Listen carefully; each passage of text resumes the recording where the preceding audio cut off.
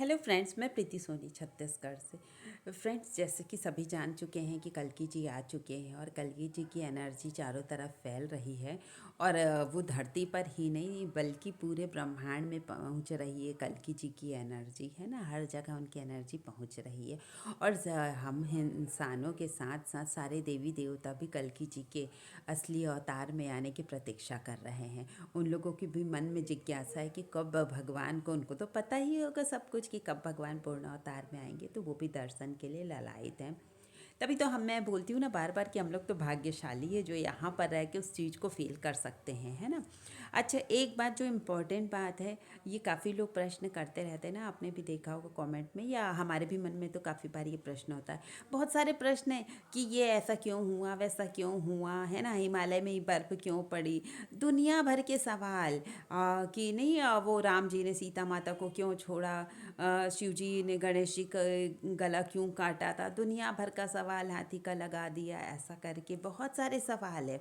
कभी मुर्गी पहले आई कि अंडे पहले आए, आम पहले आया कि पेड़ पहले आए, इतने सारे बहुत सारे सवाल होते हैं मन में। मेरे भी मन में भी बहुत सारे सवाल थे। लेकिन सीधी बात ये समझ लो ना, इन सब सवाल का जवाब हमें नहीं मिल सकता। क्यों नहीं मिल सकता? हम ये सब चीज़ देखे नहीं है, इसे कोई नहीं बता सकता है ना। जो भी बताएगा बस उठ पटांग के ही बताएगा। हमारे गुरुजी कहते थे, मैंने सुना है गुरुजी के मुख से, कि हमारी 2 अंगुल की खोपड़ी है ना, छोटी सी खोपड़ी, उसको भगवान के क्षेत्र में मत लगाओ। आप समझ ही नहीं सकते कि क्या कैसा पहले हुआ नहीं हुआ, इस क्षेत्र से हटा दो। नहीं तो ऐसे एक सवाल का जवाब आपको मिल भी गया, मान लो कि अनगिनत सवाल ऐसे हैं जिनका जवाब कोई नहीं जानता है। और जब आप इस सब चीज़ से मतलब भी नहीं है, एक बात बताओ, ये जान ही लोगे कि आप ये मुर्गी पहले आई, अंडा आया, आम आया, पेड़ आया, तो क्या कर लोगे जान के? जो चीज़ जानने की है वो है अपने आप को जानो। जैसे ही आपको आत्मज्ञान हो जाएगा, आपको सब चीज़ों के का आंसर खुद ही मिल जाएगा। और ये सब चीज़ों में पढ़ने का आपका मन ही नहीं करेगा, इतने सारे प्रपंच में पढ़ने का, कि क्या पहले हुआ, ये नहीं हुआ। मेरे सवाल मन में बहुत सवाल है, कल्कि जी से पूछूंगा, कई लोग नहीं कमेंट करते हैं। कुछ भी चीज़ आपको पूछने की ज़रूरत नहीं है। जो आपके साथ हो रहा है सब भाग्य का ही है। हमने जो पहले जब पूर्व जन्म में जो कर्म किए थे उसी का फल तो इस जन्म में मिल रहा है। उसी के आधार पे हमारा पूरा जीवन है ना। और ये पहले से पूर्व निश्चित है। देखो कि आपके साथ क्या होना है, अच्छा होना है, बुरा होना है, कब यश कीर्ति मिलेगी, है ना। रामायण में लिखा भी है, जन्म विवाह मरण गति होई, जहाँ जस लिखा तहाँ तस हुई। तो सब कुछ पूर्व निश्चित है, पहले से ही लिखा के आए हैं आप। अभी कुछ भी नहीं बदल रहा है। आप किसी से कितने भी सवाल कर लो, कुछ भी कर लो, कुछ भी बदलने वाला नहीं है। बदलेगा कब?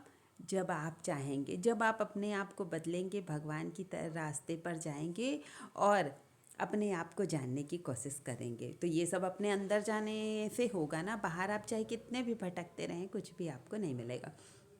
और ये भी बात देखिए ना, इसी तरीके से मैंने तो कहा कि हिंदू धर्म के खिलाफ बहुत षड्यंत्र चला है। और आप देख रहे हैं ना अभी भी देश की स्थिति क्या है। अभी भी कई लोग नहीं आ जाते हैं विरोध करने के लिए या हिंदू धर्म के खिलाफ बोलने के लिए। आप बांग्लादेश में देख रहे हो कितने मुश्किल से 7% हिंदू कहीं बचे होंगे। और पाकिस्तान में 22% हिंदू थे जब पाकिस्तान अलग हुआ। तो अब तो वहाँ ना के बराबर हिंदू है। तो इस तरीके से हिंदुओं की स्थिति तो घट ही रही है। और जो बचे खुचे हैं उनका भी ध्यान भटका दिया गया है। वो तो समझते ही नहीं, अपने सनातन धर्म की महानता को नहीं पहचानते। अपने इंसान मनुष्य जन्म को लेकर जो उनका कर्तव्य है उसको नहीं समझते। और बस उटपटांग की बात करने, विरोध करने आ जाते हैं। अभी कुछ लोग नहीं, हमारे रामपाल गुरु कल्कि हैं, कुछ भी किसी को भी आप कल्कि बना के घोड़े पे बैठाए वो फ़ोटो लगा दोगे, हम कल्कि जी नहीं मानेंगे। हम अपने भगवान को ही कल्कि मानेंगे और किसी को नहीं मानेंगे। मैं यहाँ पे साफ साफ बोल देती हूँ। आप चाहे कमेंट में दुनिया भर के लिख लो, हमारे जो कल्कि जी है वो असली में जो कल्कि जी, हम उन्हीं को मानेंगे, है ना। चाहे आप कितने भी ज्ञान की बातें हमें सुनाओ, कितना भी कुछ करो, हम भ्रमित नहीं होंगे। हम बहुत भ्रमित हो गए। और मैंने बताया ना, भागवत में तो ये साफ साफ लिखा था ना कि कई तरह के जो हैं देवी देवता कलयुग में प्रकट हो जाएंगे और कई तरह के गुरु प्रकट हो जाएंगे जिनका कोई अस्तित्व ही नहीं, कोई मतलब ही नहीं है। बड़ी बड़ी बातें करेंगे, कहीं से पढ़ी सुनी चोरी की हुई बातें, और बस हम ही भगवान है करके अपने आप को साबित करने में लग जाएंगे। ये तो साफ साफ भागवत में लिखा है। तो अभी बिल्कुल वही टाइम चल रहा है और बहुत कुछ लिखा है ना। वो भी कहा गया है गृह युद्ध की स्थिति बनेगी, है ना। आपने भी सुना है क्या था, मलेक्ष राज की सगरी सेना आप ही आप मरे। तो ये भी ऐसा हो रहा है, जो अभी बुरे लोग हैं, जैसे यो युद्ध हो रहा है जो आपस में लड़ रहे हैं, तो ये भी क्या है, गृह युद्ध की भी स्थिति बन सकती है। आपस में लड़ाई हो रहा है, अभी शंकराचार्य को लेकर कितना कुछ हुआ है ना। और भी बहुत सारी बातें हैं जिसका विरोध होता रहता है, आए दिन किसी न किसी बात पे बवाल होता रहता है।